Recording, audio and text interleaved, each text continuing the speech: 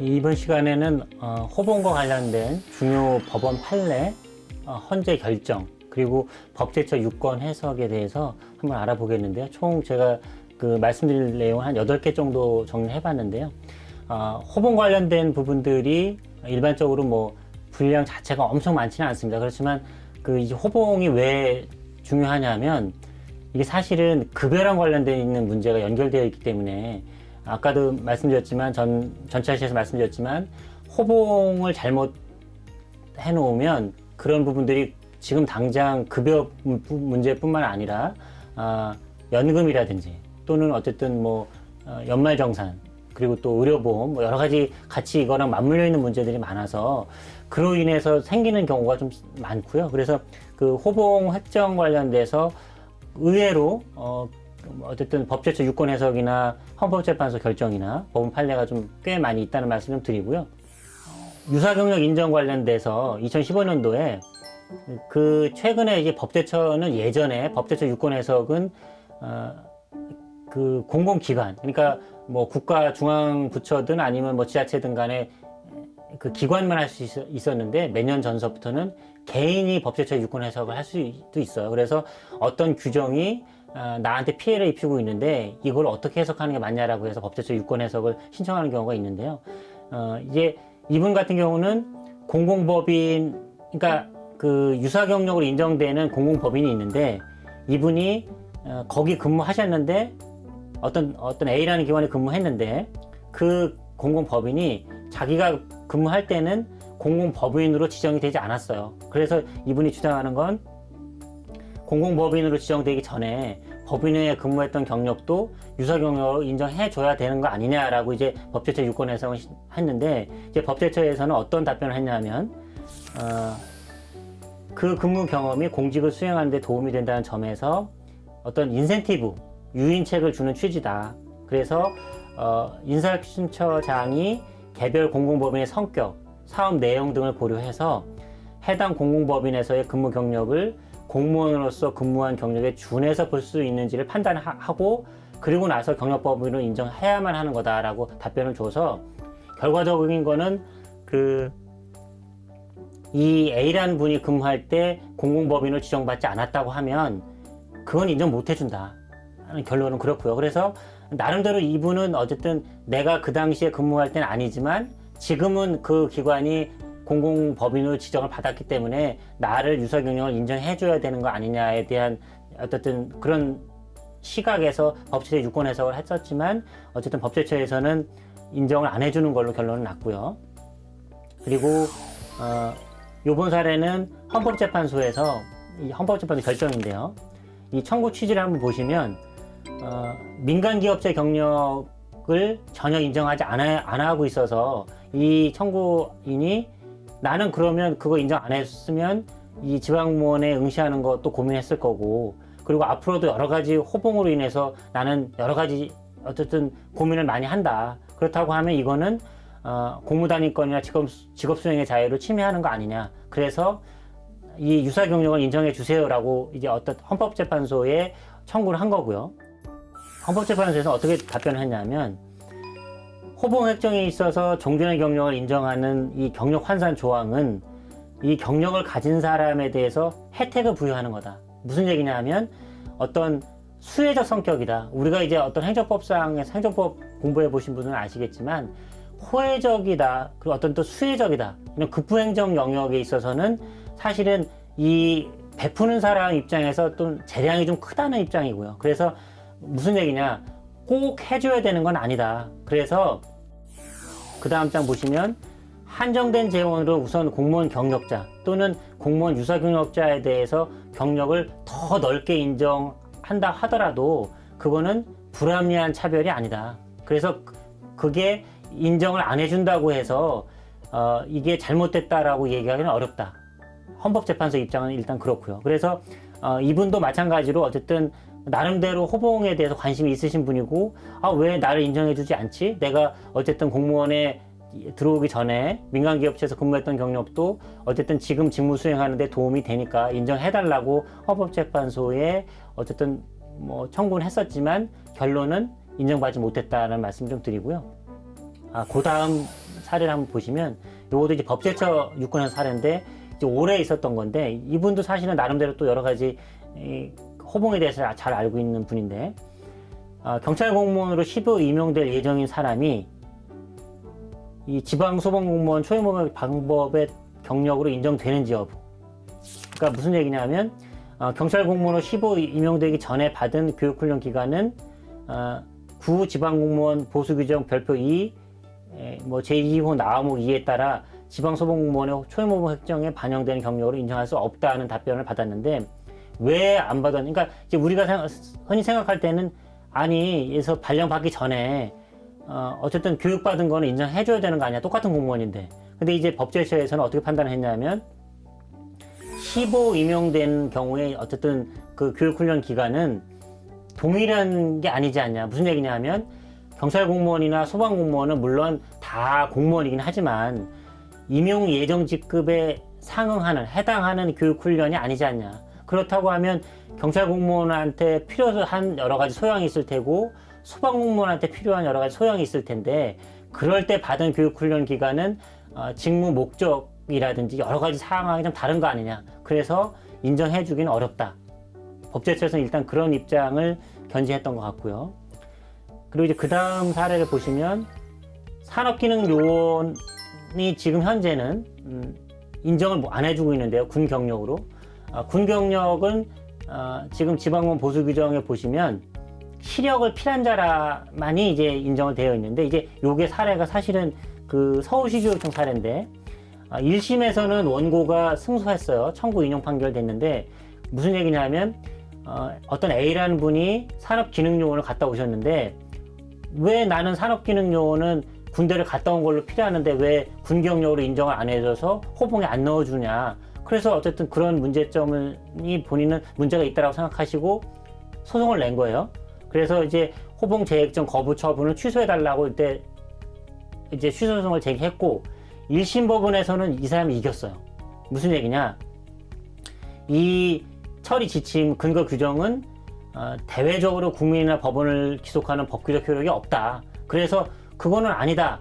라고 해서 이분이 이겼는데 이제 그리고 1심 판결이 끝나니까 당시에 지금은 이제 행안부지만 당시 안행부에서 지방보험 보수 규정에 이 별표 2를 개정해서 산업기능요원이 아닌 그러니까 군 경력을 인정해주는 사람은 시력을 필한 자라는 거를 아예 별표 2에 명시를 한 거예요. 그 전에 그러니까 이 소송 전에는 지방보험 보수업무 처리 지침 행안부 그러니까 예규에 우리 자체 행정규칙에만 규정이 있지 실제로 이 보수규정 그러니까 대통령령에는 없다가 이 소송에서 지니까 행안부 안행부 당시 안행부에서 바로 바꿔놔서 개정을 해서 넣었는데 그게 또 희한하게 들어간 게 뭐냐면 2심 법원에서는 또 이 원고가 패소를 해요. 왜 패소를 하냐면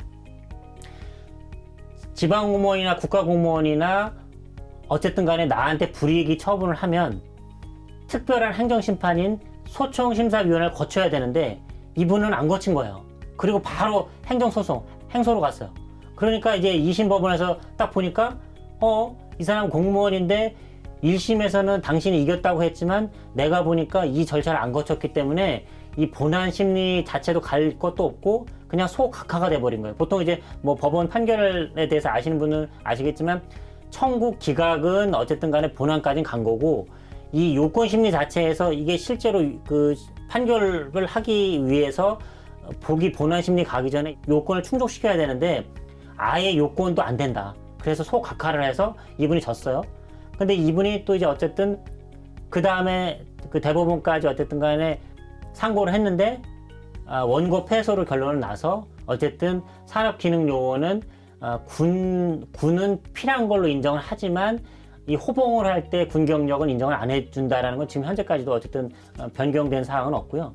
그 요거 관련돼서 이제 지금 요 말씀드렸던 거는 어쨌든 법원에서 이루어졌던 소송이었고 요 관련해서 또 헌법재판소에서 이런 이제 그 산업기능요원 분들끼리 아마 이제 또 헌법재판소에 그 이제 청구를 하셨나 봐요. 그런데 거기 보시면 현역범이나 사회복무요원과 달리 공무원 초임호봉 획정에 인정되는 경력에 산업기능요원 경력을 제외하도록 한 공무원 보수 규정 8조 제8조 제2항 별표 15에 따른 별표 16 제1호 과목 본문 가운데 이 산업기능요원을 제외하는 부분이 산업기능요원인 이 사람의 평등권을 침해하는 거냐에 대해서 일단 어쨌든 헌법소원을 청구를 한 건데, 헌법재판소에서는 어떻게 얘기를 했냐면 사회복무요원하고 산업기능요원은 제도의 취지라든지 여러 가지 사정이 다 다르다. 상당한 차이가 있다. 결론으로 말씀만 드리면 똑같이 산업기능요원이나 사회복무요원이 물론 시력을 필요하지 않은 건 맞지만 사회복무요원은 산업기능요원하고 제도적 취지나 목적이나 직무 성격이나 이런 게 다르다. 그래서 산업기능요원은 이 군대를 갔다 온 걸로는 인정을 하지만 공무원에서 초임호봉 획정할 때 시력을 필요한 걸로 인정하는 거에 대한 차별을 인정할 수 있다. 헌법재판소에선. 그래서 그 여러 가지 어쨌든 여기 뭐 기술되어 있긴 하지만 결론은 합리적인 이유가 있는 차별이다. 그래서 당신들 산업기능요원 같은 경우는 군 경력 인정을 못 받는 거 갖고 얘기할 수는 없다라는 게 어쨌든 헌법재판소 입장이고요. 그리고 이제 그 다음 어떤 헌법재판소 결정을 보시면 이분은 어떤 얘기를 하셨냐면 군대를, 그러니까 이제 뭐 여러분도 아시지만 공무원이 들어와서 군대를 가면 군 경력을 인정을 해줘요. 경력을 해주고 그리고 여러 가지 또 거기에 대해서 어쨌든 간에 그 승진 소요 최저 연수를 다 인정해 주는데, 이제 이분은 군대를 갔다 오기 전에 통상적으로, 그러니까 공무원에 들어오기 전에 군대를 갔다 온 거죠. 그런데 왜 나는 들어와서 군대를 갔다 온 사람하고 들어오기 전에 군대를 갔다 온 사람하고 차별하냐.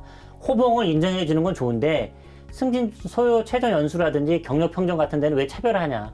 그래서 이분이 어떤 헌법재판소에 청구를 하신 건데, 헌법재판소에서 입장은 어떠냐면 이 규정 자체가 공무원 임용 전에 병역 의무를 이행하였다는 의무로 불이익을 가하는 규정은 아니다. 그래서 받아들이지 못하겠다. 그러니까 헌법재판소는 어쨌든 군대를 갔다 온 게 공무원에 입사하기 전에 갔다 온 거랑 들어오고 나서 갔다 온 거를 좀 차등 대우하고 있는데 그 부분에 대해서는 잘못은 아니다.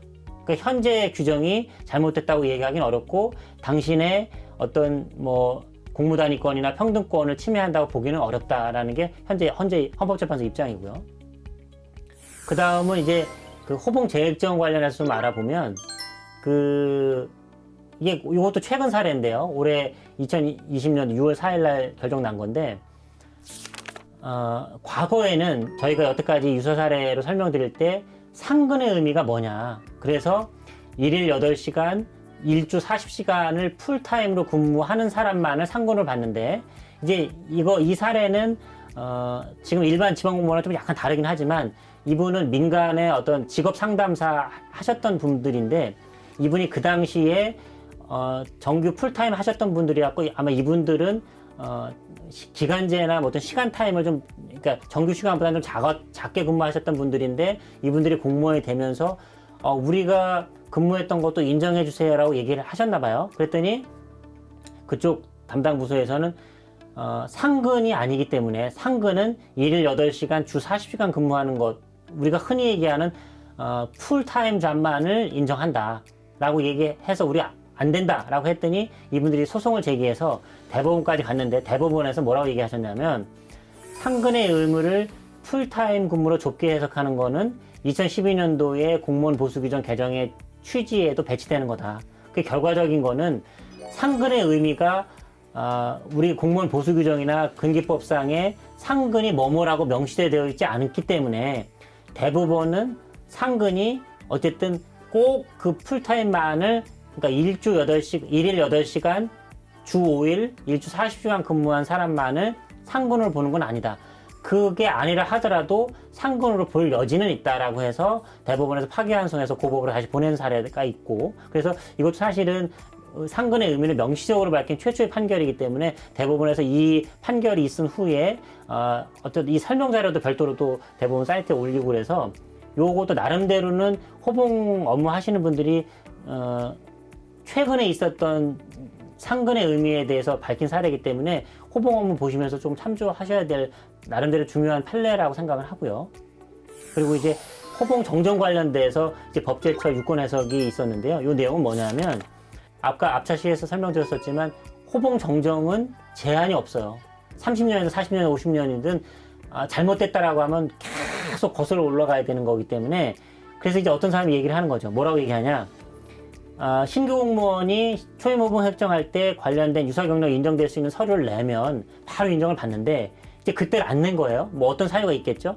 그러고 나서 나중에 그걸 안 됐는데 이제 그거는 이제 만약에 우리가 호봉에서 개념으로 보면 재획정에 해당되거든요. 어떤 새로운 경력을 합산하는 거기 때문에. 근데 새로운 경력을 합산하는 것과 정정하고 차이가 뭐가 있냐? 정정은 사후에 발견이 되더라도 계속 거슬러 올라간다고 말씀을 드렸잖아요. 그러니까 예를 들어서 이 사람이 공무원 A라는 사람이 만약 2000년도에 신규로 임용을 받았는데 그때 어떤 경력을 인정될 수 있는 유사 경력을 인정될 수 있는 서류를 냈으면 만약에 2020년 시점으로 보면 뭐 쭉 20년간 인정을 받았겠죠.